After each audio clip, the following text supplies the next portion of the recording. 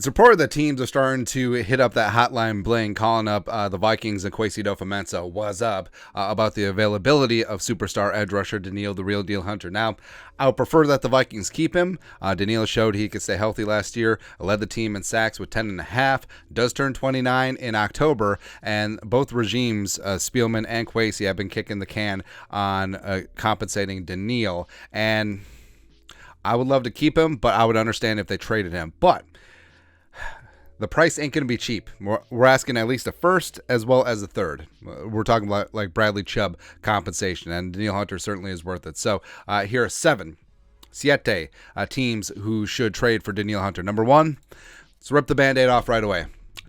Bears, where the Bears make a ton of sense, where they're operating in the 4-3. For years, they operated under the 3-4. Fangio, Donatel back in the day, but Eberflus is a 4-3 guy, and they tried to transition last year. They got rid of a number of their key defensive players, and now, I mean, their starting edge rushers on paper are Trevis Gibson, the pride of Tulsa, as well as DeMarcus Walker. So the Bears also have Carolina's first round pick, so potentially that gives them a little bit of leeway. And I understand the danger of trading in division, and here's my whole thing too. Like, when people were talking ish about Lamar Jackson when he was available, potentially it looked like he was heading out of Baltimore. People were like, "Oh, we don't want Lamar Jackson for the Vikings." What if he went to the Lions? Would you be scared of him then? It's like people who complain about Danielle. It's like, "Oh, he can't stay healthy. You can't do this or that." Okay, let him go to the Bears. How do you feel then? You okay with it? Probably not, but it's something to think of. And Kwesi has shown that he's not afraid to do business in division. He's made trades with the Packers on draft day, made trades with the Lions in the draft as well as for Hawkinson. So why not complete the trifecta, make a deal with Poles and the Bears? Next up, number two, team that should trade for Danielle Hunter, as I'm watching the stupid basketball game. Falcons. So Ryan Nielsen, more of a 4-3 guy coming in from New Orleans. He also interviewed for the Vikings DC job. So he said the normal defense coordinator thing. Well, we're going to play both kinds of defense, country and Western, but Falcons have operated in 3-4 for a number of years, but right now their edge rushers are Bud Dupree, more of a stand-up outside linebacker, Lorenzo Carter, as well as second-year guy Arnold Ebiketie, who I liked in the draft a lot. But the Falcons might be able to make a little bit of noise this year because they have weapons, and if Desmond Ridder is able to just distribute the football, they might be all right. And if they can have a prodigious pass rush on the other side, that would make some sense. But again, we're asking for a first and a third at minimum. Next up, team number three, Cardinals. Now, I don't think the Cardinals would do this because I think it's pretty clear that the Cardinals are tanking, and they want that sweet draft capital because they have their own first-round pick, which is going to be high, and they have the Texans' first-round pick, which is also probably going to be high. But the Cardinals have been 3-4 for a number of years, going back to JJ playing that 5-tech, as well as Chandler Jones, and Gannon, more of a 4-3 under guy. So they could potentially look to transition at some point. And right now their edge rushers are Jonathan Ledbetter and LJ Collier. You remember the former first-round pick of Seattle. But they do have that extra first-rounder from Houston. I don't think that you would get that, but we can dream. We can dream, right? And like I said, I don't think this is a deal that they make because it's pretty clear that they're tanking. Next up, team number four that should trade for Danielle, Seattle Seahawks.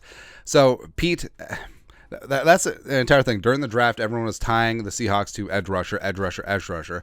And right now, they have Darrell Taylor, Uchenna Nwasu, our guy Boye Mafe, second-round pick from the Gophers last year, as well as rookie Derek Hall. So they absolutely could add a little bit of stank on the outside. And Seattle, of course, Seattle is Vikings West. It's a tale as old as time. Vikings greats ending their career in Seattle.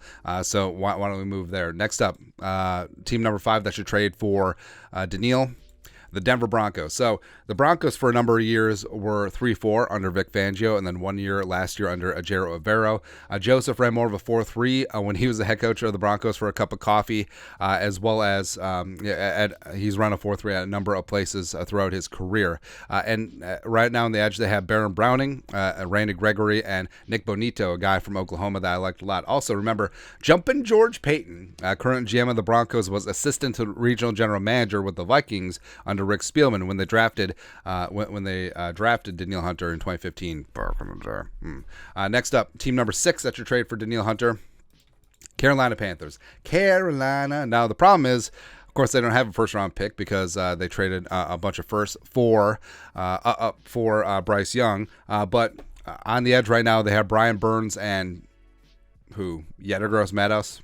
Fantastic. But, I mean, the offense is going to struggle with a rookie quarterback. The defense is super fun and opportunistic. I love J.C. Horn. I love Derek Brown. I love me some Brian Burns as well. And having Danielle on that other side as a leader and mentor to that defense would make a boatload of sense. But, I mean, we're talking about like 2 2s and a 3, somewhere in there in terms of compensation. That's really mortgaging the future on a team that may not be good for a while. And lastly, team number 7.